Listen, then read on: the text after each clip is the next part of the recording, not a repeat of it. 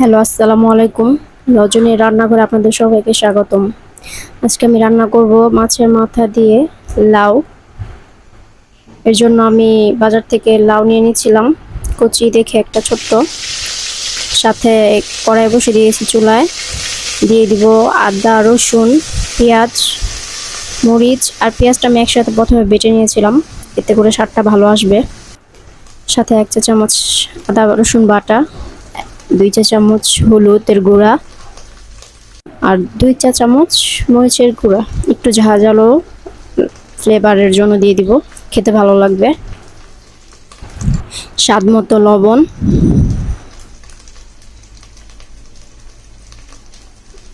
এরপরে আমি একটু পানি দিয়ে দিব কষানোর জন্য। ভালো করে কাঁচা গন্ধটা যেন চলে যায়, ভালো করে মশলাটা কষিয়ে নিব। যখন তেলটা এভাবে উপরে চলে আসবে মশলার উপরে, তখন মাথাটা দিয়ে দিব।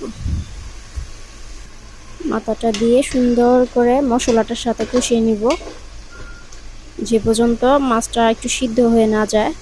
ঢাকনা দিয়ে দিব। কিছুক্ষণ পরে চেক করে নিব মশলাটা ভালোভাবে কষছে কিনা মাছের মাথার সাথে।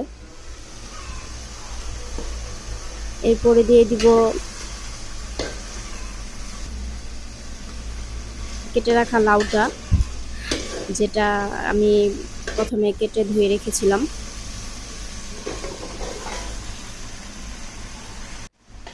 এরপরে খুব সুন্দরভাবে মশলা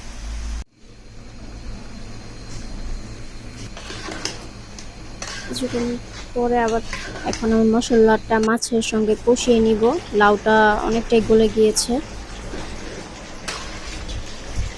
লাউ থেকে পানি বেরিয়ে এসেছে। এখন আমি এখানে পানি পরিমাণ মতো দিয়ে দিব ঝোলের জন্য, যেন সিদ্ধ হয় ভালো মতো। লাউটা অলরেডি সিদ্ধ হয়ে গেছে, যেহেতু লাউটা খুবই কচি ছিল।